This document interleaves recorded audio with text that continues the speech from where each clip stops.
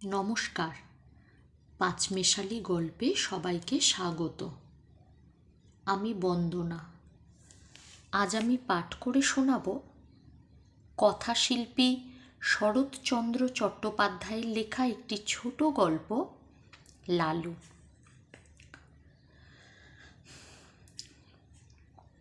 ছেলেবেলায় আমার এক বন্ধু ছিল, তার নাম লালু।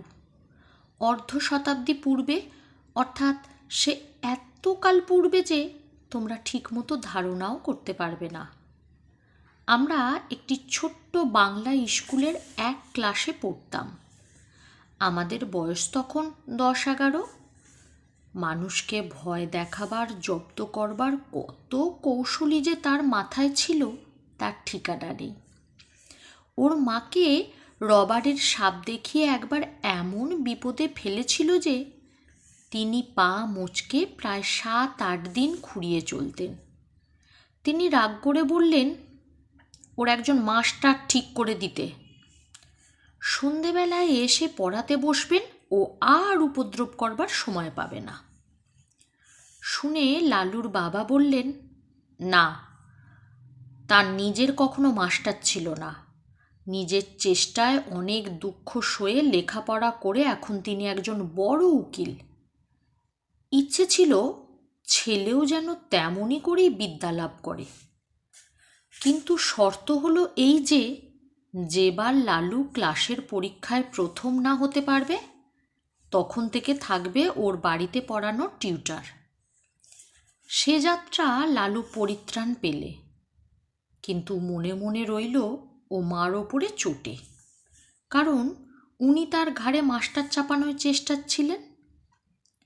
সে জানত বাড়িতে মাস্টার ডেকে আনা আর পুলিশ ডেকে আনা দুটোই সমান। লালুর বাপ ধনী গৃহস্থ। বছর কয়েক হলো পুরনো বাড়ি ভেঙে তেতলা বাড়ি করেছেন।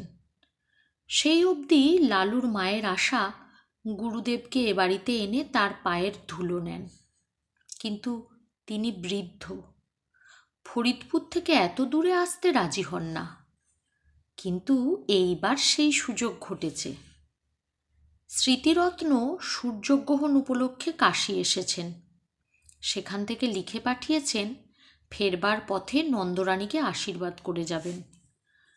লালুর মার আনন্দ আর ধরে না। উদ্যোগ আয়োজনে ব্যস্ত। এত দিনে মনস্কামনা সিদ্ধ হবে, গুরুদেবের পায়ের ধুলো পড়বে, বাড়িটা পবিত্র হয়ে যাবে। নিচের বড় ঘরটা থেকে আসবাবপত্র সরানো হলো। নতুন ফিতের খাট, নতুন শয্যা তৈরি হয়ে এলো। গুরুদেব শোবেন। এই ঘরেরই এক কোণে তার পুজো আহ্নিকের জায়গা হলো, কারণ তেতলার ঠাকুর ঘরে উঠতে নামতে তাঁর কষ্ট হবে। দিন কয়েক পরে গুরুদেব এসে উপস্থিত হলেন। কিন্তু কি দুর্যোগ! আকাশ ছেয়ে কালো মেঘের ঘটা।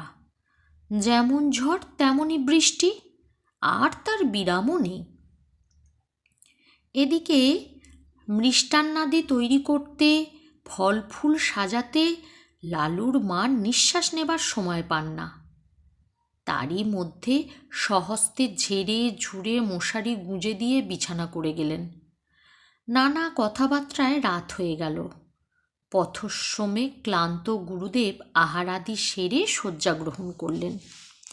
চাকর বাকর ছুটি পেল। সুকমল শয্যার পরিপাট্যে প্রসন্ন গুরুদেব মনে মনে নন্দরানীকে আশীর্বাদ করলেন। কিন্তু গভীর রাতে অকস্মাৎ তার ঘুম ভেঙে গেল। ছাদ চুইয়ে মশারি ফুঁড়ে তার সুপরিপুষ্ট পেটের উপর জল পড়ছে।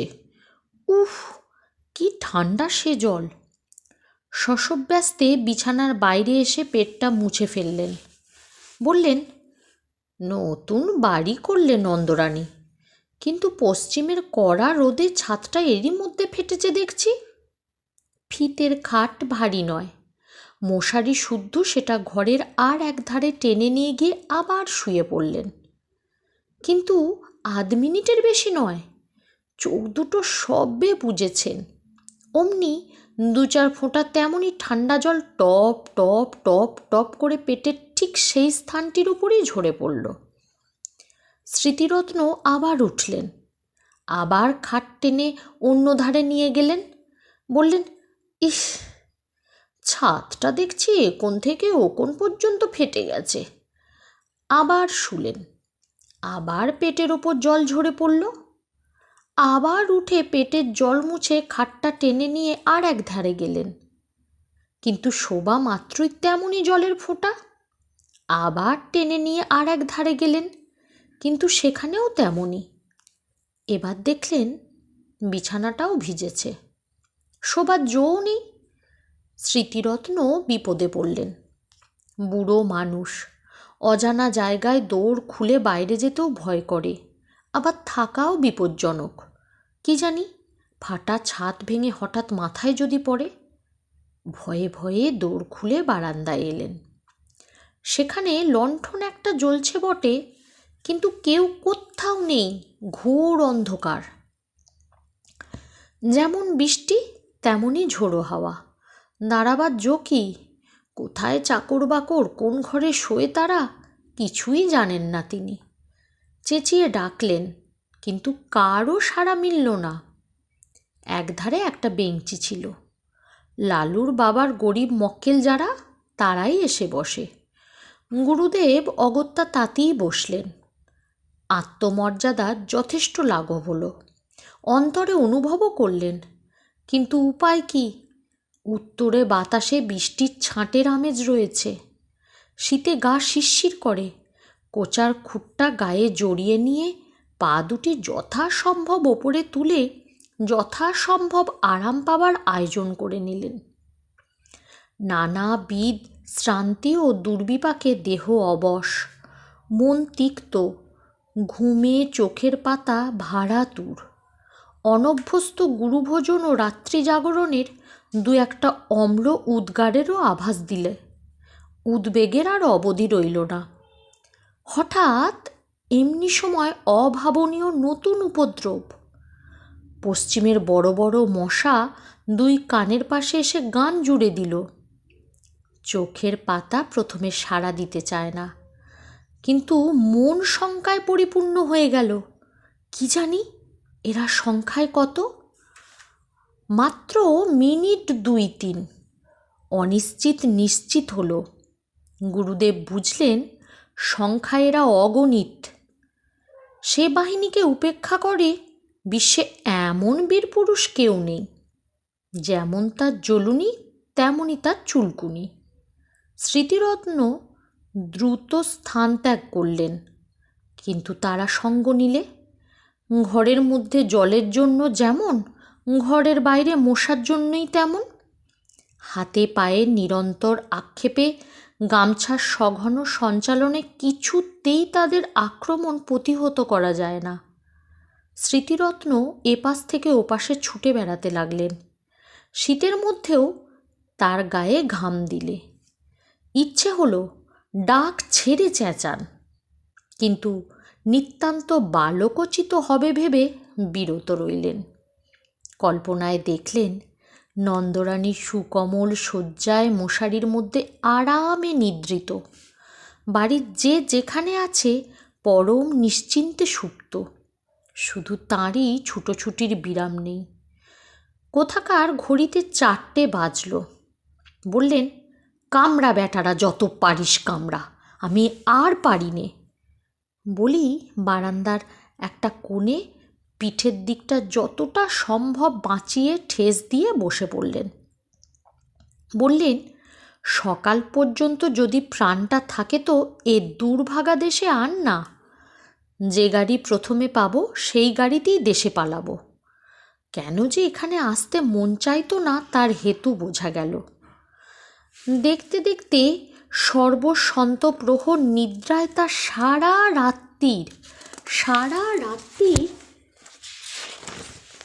সকল দুঃখ মুছে দিলে।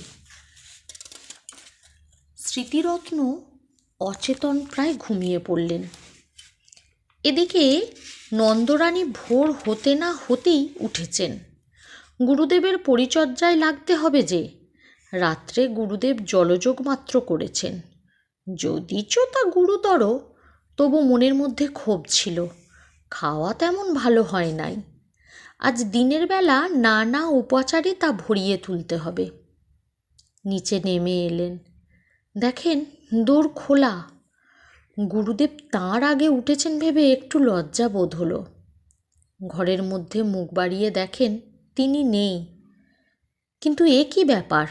দক্ষিণ দিকের খাট উত্তর দিকে, তার ক্যাম্বিসের ব্যাগটা জানলা ছেড়ে মাঝখানে নেমেছে, কোষাকুষি, আসন প্রভৃতি পূজা আহ্নিকের জিনিসপত্রগুলো সব এলোমেলো স্থানে স্থানভ্রষ্ট। কারণ কিছুই বুঝলেন না। বাইরে এসে চাকরদের ডাকলেন, তারা কেউ তখনও ওঠেনি। তবে একলা গুরুদেব গেলেন কোথায়? হঠাৎ দৃষ্টি পড়ল, ওটা কি? এক কোণে আলো অন্ধকারে মানুষের মতো কি একটা বসে না? সাহসে ভর করে একটু কাছে গিয়ে ঝুঁকে দেখেন তাঁর গুরুদেব। অবক্ত আশঙ্কায় চেঁচিয়ে উঠলেন, ঠাকুরমশাই, ঠাকুরমশাই! ঘুম ভেঙে স্মৃতিরত্ন চোখ মেলে চাইলেন। তারপরে ধীরে ধীরে সোজা হয়ে বসলেন। নন্দরানী ভয়ে, ভাবনায়, লজ্জায় কেঁদে ফেলে জিজ্ঞাসা করলেন, ঠাকুরমশাই, আপনি এখানে কেন? স্মৃতিরত্ন উঠে দাঁড়িয়ে বললেন, সারা রাত দুঃখের আর পার ছিল না যে মা। কেন বাবা? নতুন বাড়ি করেছ বটে মা, কিন্তু ছাদ কোথাও আর আস্ত নেই। সারা রাতের বৃষ্টি বাদল বাইরে তো পড়েনি, পড়েছে আমার গায়ের ওপর। খাট টেনে যেখানেই নিয়ে যাই সেখানেই পড়ে জল। পাছে ছাদ ভেঙে মাথায় পড়ে, পালিয়ে এলাম বাইরে, কিন্তু তাতেই কি রক্ষে আছে মা? পঙ্গপালের মতো ডাঁশ মশা ঝাঁকে ঝাঁকে সমস্ত রাত্রি যেন ছুবলে খেয়েছে। এধার থেকে ছুটে ওধারে যাই, আবার ওধার থেকে ছুটে এধারে আসি। গায়ের অর্ধেক রক্ত বোধ করি আর নেই মা। বহু প্রয়াস, বহু সাধ্য সাধনায় ঘরে আনা বৃদ্ধ গুরুদেবের অবস্থা থেকে নন্দরানীর দুচোখ অশ্রু সজল হয়ে উঠল। বললেন, কিন্তু বাবা, বাড়িটা যে তেতলা, আপনার ঘরের উপর আরও যে দুটো ঘর আছে, বৃষ্টির জল তিনটে ছাদ ফুঁড়ে নামবে কি করে? কিন্তু বলতে বলতেই তার সহসা মনে হলো, এ হয়তো ওই শয়তান লালুর কোনো রকম শয়তানি বুদ্ধি। ছুট্টে গিয়ে বিছানা হাতড়ে দেখেন মাঝখানে চাদরে অনেকখানি ভিজে এবং মশারি বেয়ে ফোঁটা ফোঁটা জল ঝরছে। তাড়াতাড়ি নামিয়ে নিয়ে দেখতে পেলেন ন্যাকড়ায় বাঁধা এক চাঙড় বরফ। সবটা গলেনি, তখনও এক টুকরো বাকি আছে। পাগলের মতো ছুটে বাহিরে গিয়ে চাকরদেরকে যাকে সম্মুখে পেলেন চেঁচিয়ে হুকুম দিলেন, হারামজাদা লেলো কোথায়? কাজকর্ম চুলোয় যাগ্গে, বজ্জাতটাকে যেখানে পাবি মারতে মারতে ধরে আন। লালুর বাবা সেইমাত্র নিচে নামছিলেন। স্ত্রীর কাণ্ড দেখে হতবুদ্ধি হয়ে গেলেন। কি কাণ্ড করছো? হলো কি? নন্দরানী কেঁদে ফেলে বললেন, হয় তোমার ওই লেলোকে বাড়ি থেকে তাড়াও, না হয় আজই আমি গঙ্গায় ডুবে এ মহাপাতকের প্রায়শ্চিত্ত করব। কি করলে সে? বিনা দোষে গুরুদেবের দশা কি করেছে চোখে দেখো গে। তখন সবাই গেলেন ঘরে। নন্দরানী সব বললেন, সব দেখালেন। স্বামীকে বললেন, এ দস্যি ছেলেকে নিয়ে ঘর করব কি করে, তুমিই বলো আমাকে। গুরুদেব ব্যাপারটা সমস্ত বুঝলেন। নিজের নির্বুদ্ধিতায় বৃদ্ধ হা হা করে হেসে ফেললেন। লালুর বাবা আর একদিকে মুখ ফিরিয়ে দাঁড়িয়ে রইলেন। চাকররা এসে বলল, লালুবাবু কোঠি মে নেহি হ্যায়।